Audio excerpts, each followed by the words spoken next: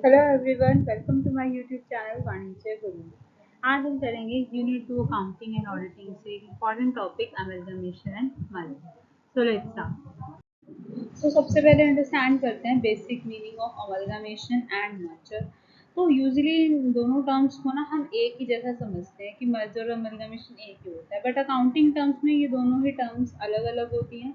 Merger में क्या होता है कि दो फर्म्स हैं, मिनिमम दो, उससे भी ज़्यादा हो सकती हैं, टू और मोर फर्म्स जो हैं कंबाइन करके एक एक फर्म बनाते हैं। ठीक है, लाइक ए और बी मिल करके एक नई ए फर्म बन जाती है। ठीक है, इसमें जो है एक कंपनी दूसरे को एब्जॉर्ब कर रही है एक तरीके से। हो सकता है जो बी कंपनी है वो थोड़ा सा ज़्यादा अच्छे लेवल पे नहीं है और ए कंपनी जो है थोड़ा सा अच्छे लेवल पे है। तो बी कंपनी थोड़ा और ग्रो करना चाह रही है और ए कंपनी थोड़ा सा इकोनॉमी ऑफ स्केल बढ़ाना चाह रही है, तो ए और बी मर्ज हो जाते हैं और एक नई कंपनी ए बन जाते हैं। लेकिन अमेलगमेशन में क्या होता है कि जब दो और मोर फर्म्स जो है आपस में मिल करके एकदम नया फर्म बनते हैं, लाइक ए और बी मिल करके एक नई कंपनी बन जाते हैं, सी कंपनी। ठीक है, अगर दो बैंक मिल रहे हैं, सपोज बैंक ऑफ बड़ौदा और बैंक ऑफ इंडिया है, वो मिल गए आपस में और उन्होंने मिल करके बैंक ऑफ बड़ौदा ही नाम रखा है, तो वो क्या है, वो मर्जर है। लेकिन बैंक ऑफ इंडिया और बैंक ऑफ बड़ौदा अगर मिलकर कोई और नेम रख लेते हैं सपोज, तो वो अमेलगमेशन है, इंटायरली न्यू नेम उनको मिल जाएगा। Next is types of amalgamation as per accounting standard 14। जो एएस 14 है वो अमेलगमेशन को डिफाइन करता है। तो उसने दो तरीके का अमेलगमेशन बताया, एक तो मर्जर के केस में और एक होता है परचेज के केस में, कि आपने परचेज कर दिया, और एक हो सकता है कि आपने दो फर्म्स जो है आपस में मर्ज हो गए हैं। तो जो एएस 14 है वो मर्जर वाले अमेलगमेशन की बात करता है। तो उसके लिए उसने कुछ कुछ कंडीशंस बताई हैं जो सेटिस्फाई होनी बहुत ज़रूरी है, तभी जो है मर्जर समझा जाता है। तो वो समझने से पहले वो कंडीशन हमें दो टर्म समझनी होंगी, एक होता है ट्रांसफरर और एक होता है transferee. So let's understand these terms. Suppose दो फर्म है, हम एक ही एग्जांपल लेके इन दोनों को ही समझेंगे। एक फर्म है ए और दूसरा फर्म है बी। तो हम मर्जर का केस कर रहे हैं, तो ये दोनों फर्म आपस में मर्ज हो करके एक नया ए फर्म बना रहे हैं।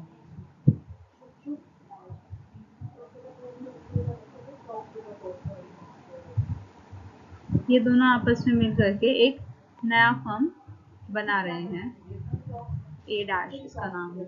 ठीक है, न्यू ए फर्म है।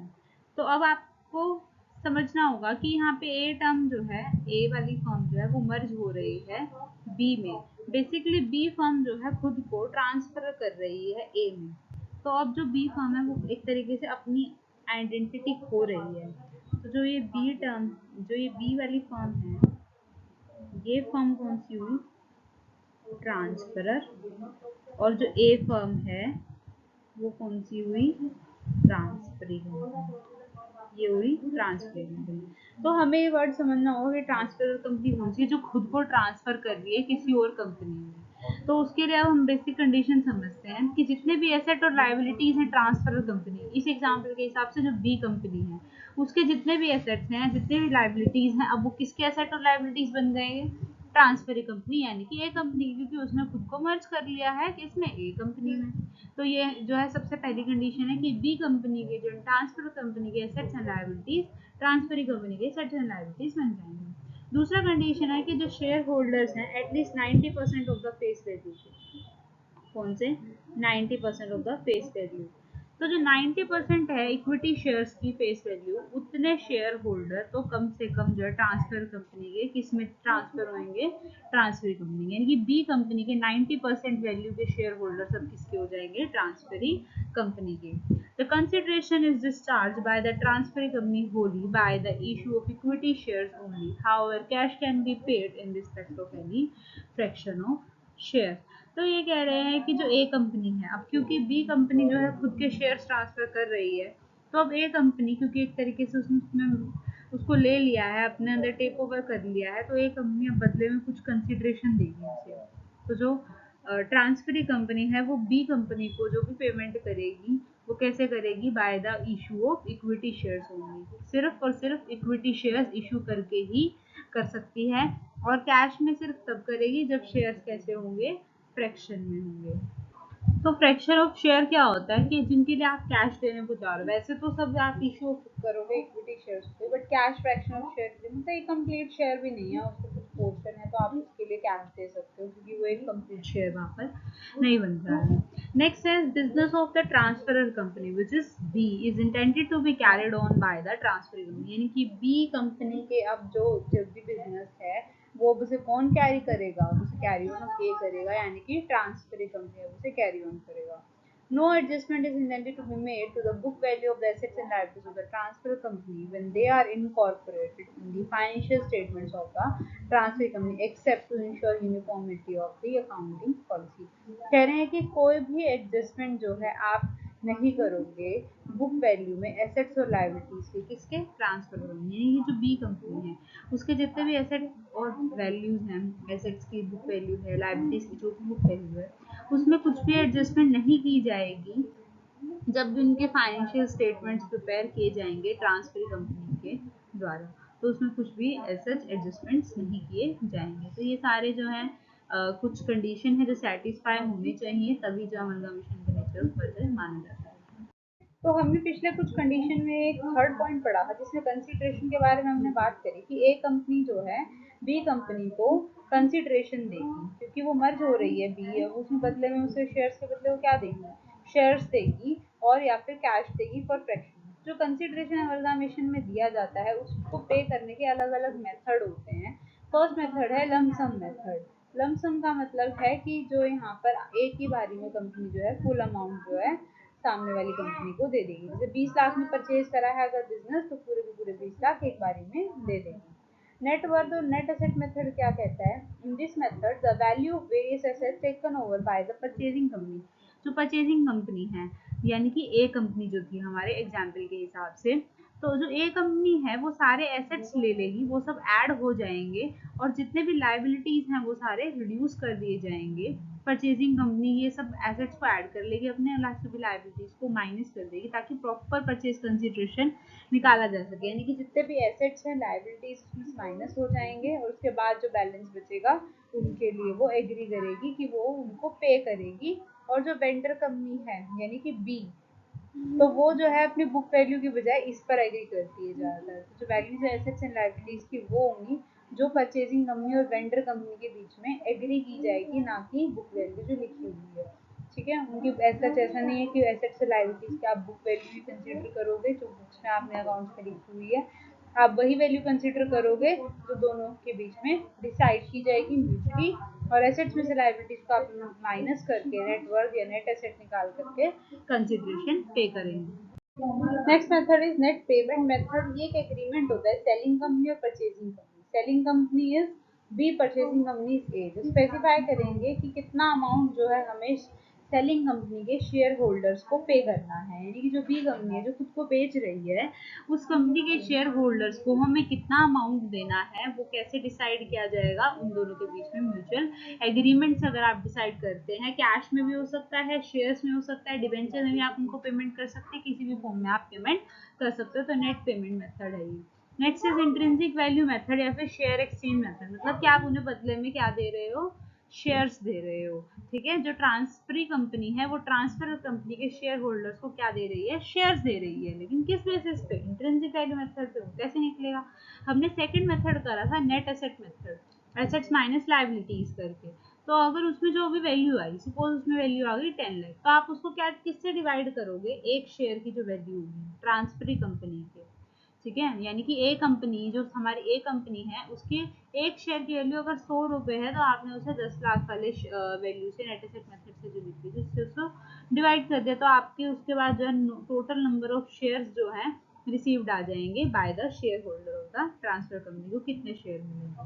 तो इस तरीके से आप शेयर एक्सचेंज भी मेथड यूज कर सकते हैं। नेक्स्ट है सिनर्जी। क्या होता है, मेजर और एक्विजिशन में सिनर्जी का क्या मतलब होता है। देखो वैसे तो हम कहते हैं कि 1+1 कितना होगा, 2।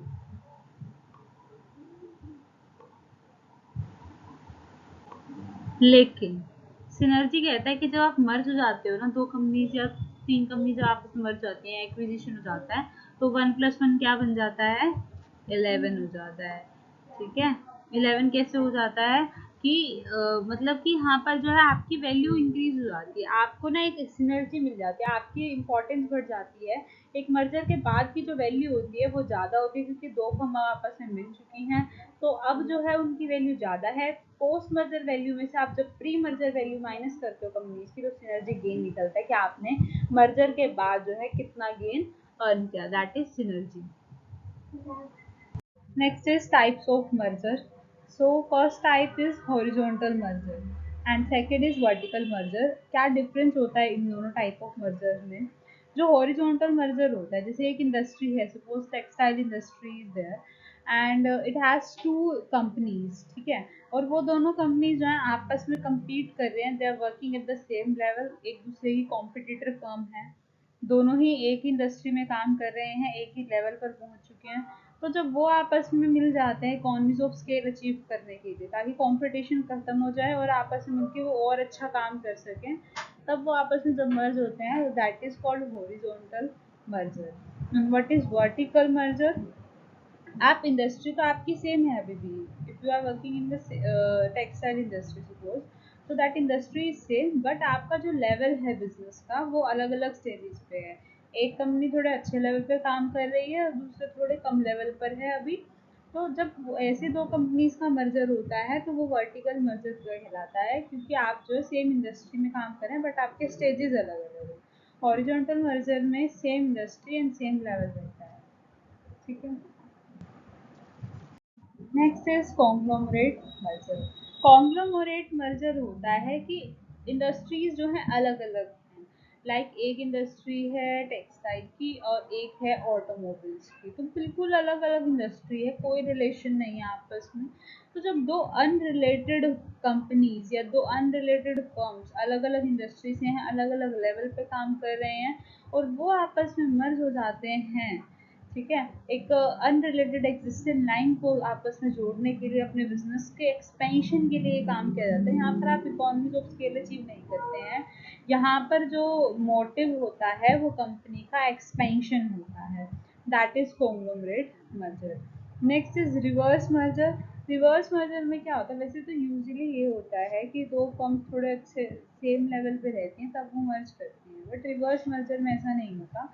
इसमें होता है कि एक अच्छी खासी profit making company, prosperous company जो है, अब वो किसी और अपने से अच्छे लेवल की कंपनी को लेना चाहेगी ना, ताकि और अच्छा काम कर सके, बट इसमें रिवर्स मर्जर में ऐसा नहीं है। आप एक अच्छी कंपनी होने के बावजूद भी एक सिर्फ कंपनी को, एक ऐसी कंपनी जो अच्छा परफॉर्म नहीं कर रही है मार्केट में, लॉस मेकिंग कंपनी को जो है मर्ज करते हैं अपने में, ठीक है। इससे क्या होगा, जो सब्सटेंशियल प्रोपोर्शन है सिक कंपनी का, वो नेट वर्थ उसकी इम्प्रूव हो जाएगी, that is reverse merger. Demerger is the separation of business, कि आप जो है जैसे हीरो होंडा जो है एक कंपनी थी तो उनका डीमर्जर हो गया, हीरो अलग हो गया, होंडा अलग हो गया, तो अलग अलग हो, सेपरेशन होना बिजनेस यूनिट का, that is demerger. Next topic is acquisition. अभी तक हमने मर्जर पढ़ा, एक्विजिशन अलग चीज है। मर्जर जो होता है वो चॉइस से होता है, दोनों फर्म्स की परमिशन होती है, दोनों फर्म लीगली ऑफिशियली चाहते हैं कि हम मर्ज करें, लेकिन एक्विजिशन का मतलब है एक ज़बरदस्ती तरीके से आप दूसरे फर्म को टेक ओवर कर रहे हो फोर्सफुली, ठीक है। आप लीगली ही कर रहे हो टेक ओवर, ऐसा नहीं है कि आप इलीगल तरीके से कर रहे हैं, तरीका ये भी लीगल है, but there is a difference कि आप उसकी ऑनरशिप लेना चाहते हो, आप उसको कंट्रोल करना चाहते हो अपने तरीके से, उसके प्रॉपर्टी, उसके एसेट्स को आप कंट्रोल करना चाहते हो, ठीक है, दैट इज एक्विजिशन और टेक ओवर। और सामने वाली कंपनी नहीं चाहती कि आप जो है उसे टेक ओवर करो या उसकी ऑनरशिप को लो। एग्जाम्पल के लिए समझते हैं, there are two firms A and B, A and B. जो ए कंपनी है वो चाहती है कि बी कंपनी को टेक ओवर कर ले, इसके सारे एसेट्स, इसकी ऑनरशिप, इसकी प्रॉपर्टी जो है सब मेरी हो जाए, ऐसा ए कंपनी चाहती है, बट बी कंपनी जो है ए को अपनी ऑनरशिप नहीं देना चाहती। तो अब उसके लिए जो है डिफेंस स्ट्रैटेजीज होती हैं। ये क्या करती है, जो ए कंपनी है इसे ऑफर करती है, तो अब मतलब इसने शेयर्स इशू करे मार्केट में सपोज, तो अब ये एक रिस्क है कि हो सकता है ये कंपनी जो है उन शेयर्स को 50% ऑन कर ले तो 50% ऑनरशिप आ जाएगी, 80% ऑन कर ले तो 80% ऑनरशिप आ जाएगी। तो इस तरीके का प्रॉब्लम यहाँ पर हो सकता है। टेक ओवर ये इस तरीके से इसका कर सकती है। तो अब इस चीज़ से बचने के लिए बी कंपनी क्या क्या स्ट्रैटेजीज को यूज़ कर सकती है कि इस हॉस्टाइल टेक ओवर को रोक सके। तो फर्स्ट इज लीगल स्ट्रैटेजी को वो फॉलो कर सकती है। लीगल एक्शन जो है बी कंपनी यहाँ पर ले सकती है कोर्ट के पास जाकर के कि हम जो है ये टेक ओवर नहीं करना चाहते हैं। तो इससे क्या होगा कि एटलीस्ट लॉ सूट फाइल हो जाने से कि कुछ टाइम तक डिले हो जाएगी चीज़ें, और तब तक जो है बी कंपनी भी कुछ अपने लिए और बेटर तरीके सोच पाएगी। तो अगर ऐसा हो रहा है कि बहुत कम टाइम है और आपको अपना टेक ओवर रुकना है तो आप लीगल तरीका जो है लीगल एक्शन जो है आप फॉलो कर सकते हैं और इसे डिले भी कर सकते हैं। Next is tactical strategy. यहाँ पर क्या होता है जो टारगेट फर्म है यानी कि बी फर्म है जो उसकी मैनेजमेंट जो है अलग अलग तरीके कुछ टेक्टिकल मूव्स का यूज कर सकती है टेक ओवर को रोकने के लिए। बहुत सारे तरीके यूज कर सकती है, जैसे मीडिया कैंपेन कि मीडिया में जा कर के ऐसा अनाउंस कर दे कुछ फैक्ट्स एंड फिगर सबूतों के तौर दिखा करके कि जो एक कंपनी है वो हमें टेक ओवर करना चाहती है, ठीक है, अगेंस्ट द टेंडर ऑफर की हमें ऑफर कर रहे हैं ऐसे। तो आप इस तरीके का भी इसमें शो कर सकते हैं, आप उनके अगेंस्ट जो है बात मीडिया में रख सकते हैं फैक्ट्स एंड फिगर्स के साथ। और क्या कर सकते हैं इसके अलावा टेक्टिकल स्ट्रैटेजी में जो टारगेट फर्म है कि जो बी फर्म हमने करी उसके मैनेजमेंट क्या करेगी, जो उसके बिजनेस के पार्टनर्स हैं, डायरेक्टर्स हैं, एम्प्लॉइज हैं, उन्हें कह देगी कि आप ना शेयर्स परचेज कर लो हमारे, ठीक है, मार्केट में फिर शेयर्स क्या कम बचेंगे जब उस बी फर्म के ही शेयर्स उसी के लोग उसी के डायरेक्टर एम्प्लॉय ले लेंगे तो जो ए कंपनी है उसके लिए तो टेक ओवर के लिए बचेंगे ही नहीं, या बचेंगे तो बहुत थोड़े से बचेंगे, तो उसके लिए टेक ओवर करना मुश्किल हो जाएगा। तो इस तरीके की जो स्ट्रैटेजी है इसे आप क्या बोलते हैं, क्वेश्चन आता है मैच द फॉलोइंग में भी आता है और वैसे भी आ जाता है, इसे हम बोलते हैं वाइट नाइट। जो ऑफर कर अनदर अच्छा white knight is an another way to prevent take over bid, जिसमें आप ऑफर करते हैं higher bid for the share of the target firm. इसमें क्या करते हैं जो टारगेट फर्म होती है यानी कि जो बी फर्म है वो एक ऐसे पर्सन को ढूंढेगी जिसे हम व्हाइट नाइट बोलते हैं, उस पर्सन को का नाम दिया है हमने व्हाइट नाइट, कि उस ऐसे पर्सन को किसी ऐसे फर्म को ढूंढेगी जो हायर बिड ऑफर कर दे। जैसे ए फर्म से हम नहीं चाहते कि ए फर्म हमें टेक ओवर करे, कोई कोई भी कर ले बट ए ना करे। तो ए से बचने के लिए हम किसी और पर्सन को ले आएंगे, वो हमें और ए से ज़्यादा हायर बिड ऑफर कर देगा तो हम उसे अपने शेयर दे देंगे तो आप बच जाओगे टेक ओवर से। तो ये तरीका भी है, टेक्निकल स्ट्रैटेजी है व्हाइट नाइट की। Next is defensive strategy. ऐसी स्ट्रैटेजी यहाँ पर जो है फर्म जो है टारगेट फर्म यानी कि जो बी फर्म है अपनी ही फर्म की अट्रैक्टिवनेस को कम करने की कोशिश करती है ताकि ए फर्म जो है उस पर टारगेट ना करे।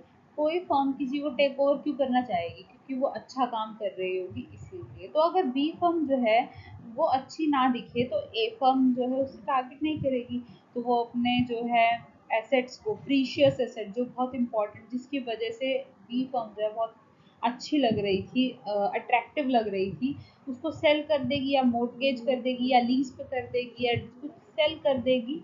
यानी कि एक तरीके से वो खुद को ही एक जहर की गोली दे रही है, खुद की ही चीज़ें खराब करनी पड़ रही हैं उसे, तो दैट इज पॉइजन पिल कि हाँ उसे हम नहीं लेने देंगे चाहे उसके लिए हमें खुद से खराब होना पड़े और खुद ही फिर ठीक होना पड़े।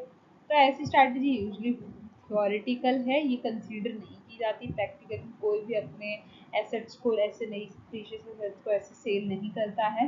तो इस तरीके के डिफेंसिव स्ट्रैटेजीज इसका नाम क्या है, नाम हमें याद रखने हैं, ये बहुत इंपॉर्टेंट है एग्जाम पॉइंट ऑफ व्यू से। तो पॉइजन पिल इसका नाम है डिफेंसिव स्ट्रैटेजी का, और ऐसा भी एक तरीका जो है टारगेट कंपनी यूज कर सकती है टेक ओवर को रोकने के लिए। Next strategy is offensive strategy. इसका क्या नाम है दूसरा, Pacman strategy. What is the name, Pacman strategy. आपको नेम सभी के याद रखना है, व्हाइट नाइट हो, पॉइजन पिल हो या पैकमैन स्ट्रैटेजी हो, all are important names. So Pacman strategy क्या कहती है, जैसे अगर ए फर्म ने बी फर्म को ऑफर करी है कि टारगेट करना चाह रहे हैं उसे, ठीक है, तो बी फर्म क्या करेगी, अब बी फर्म भी ए फर्म को टारगेट करने लगेगी। तो ये क्या है, एक तरीके से आपने घेर लिया है, ठीक है। ए फर्म ने बी को ऑफर किया टेक ओवर के लिए, तो ऐसे ही बी ने भी उसे काउंटर ऑफर कर दिया टेक ओवर के लिए कि हम तुम्हें एक्वायर कर लेंगे। तो ये ऑफेंसिव स्ट्रैटेजी है, ठीक है। डिफेंसिव होती है जहाँ पर आप थोड़ा बच करके चल रहे हो, ऑफेंसिव आप सामने आकर के लड़ रहे हैं, ठीक है, Pac-Man strategy. Next is corporate charter amendments हैं। इसमें क्या होता है कि आप अपने मेमोरेंडम और आर्टिकल ऑफ एसोसिएशन में ही चेंज कर देते हो, जो होस्टाइल टेक ओवर को इंपीड कर देगा, रोक देगा। तो अब कोई और भी आपको ऐसे टेक ओवर नहीं कर सकता, तो आप चार्टर्ड में अपने चेंज कर सकते हैं। Next strategy is golden parachute. जो इसमें क्या होता है कि जिसे टेक ओवर करना चाह रहे हैं, तो उसके लिए आपने एक शर्त रखी हुई है कि कोई भी अगर हमें टेक ओवर करेगा तो हमारे जो सीनियर मैनेजमेंट एग्जीक्यूटिव्स हैं उनको आपको ह्यूज सेवरेंस पैकेजेस देने होंगे, क्योंकि आप उन्हें हटा रहे हो, आप टेक ओवर कर रहे हो तो आपने उन्हें हटाया, तो आपको उन्हें बहुत सारे पैसे देने पड़ते हैं। जैसे हम एग्जाम्पल ले सकते हैं ट्विटर का। एलन मस्क ने जब ट्विटर को एक्वायर किया, तो उन्होंने जो बहुत सारे सीईओज को, बहुत सारे इंडियन एम्प्लॉइज को, बहुत से लोगों को वहाँ से हटाया। तो उनको हटाने के लिए उन्हें पता नहीं कितने करोड़ों रुपए पे किए गए हैं, तब जाके वो रिलीज हुए। तो गोल्डन पैराशूट इसीलिए यहाँ पर हाई पैकेज रखा जाता है कि अगर आपने उन्हें हटाया तो आपको उन्हें पे करना पड़ेगा, ताकि जो एक्वायर करने वाला एक्वायरर है वो पीछे हट जाए इतना पेमेंट देकर, ठीक है। तो that is golden parachute. White square क्या होता है कि आप जो एक लार्ज ब्लॉक जो है शेयर्स का, वो किसी फ्रेंडली पार्टी को डाइल्यूट कर देते हो कि हमारा जो ये शेयर को हम इन्होंने ले लिया, तो फिर जो टारगेट नहीं ले पाएगी।